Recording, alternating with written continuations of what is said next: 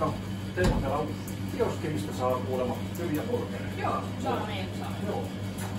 Sitten mä kuulin Kumpula, että saisi teiltä motoristiburgerin. Joo, löytyy. Spesiaali. Joo, löytyy. Niin piti lähteä semmoista Joo, kokeilemaan. elikkä yksi motorista. Yksi motoristiburgeri ja ilman sippuja. Ilman.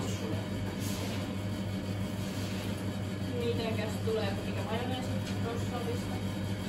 Alkaa olla sen verran viileinen ja otetaan silimajoneesi Siilimajoneesi. Okei. Sitten muuta? Ei muuta tällä. Joo. Tällä kannalla.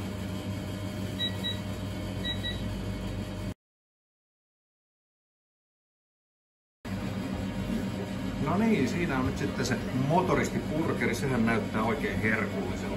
Mitäs se pitää oikein sisällään? Tässä on tää isompi pihvi, eli 188 grammanen. Sitten löytyy pekonia, ananasta, aurajuustoa.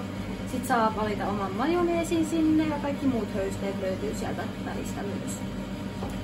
Hieno homma. Ei muuta kuin nyt täytyy iskeä kiinni ja rupea maistelemaan. Kyllä. Jees, sehän oli motoristiburgeri oikein maittava, mehevä ja oli iso, että kyllä varmaan niin lähtee isommalta kaverilta nälkä. Joo, pitäisi lähteä kyllä. Joo, mutta ei mitään, kiitoksia ja Joo, kiitos. palataan asiaan. Palataan. Moi! Moikka!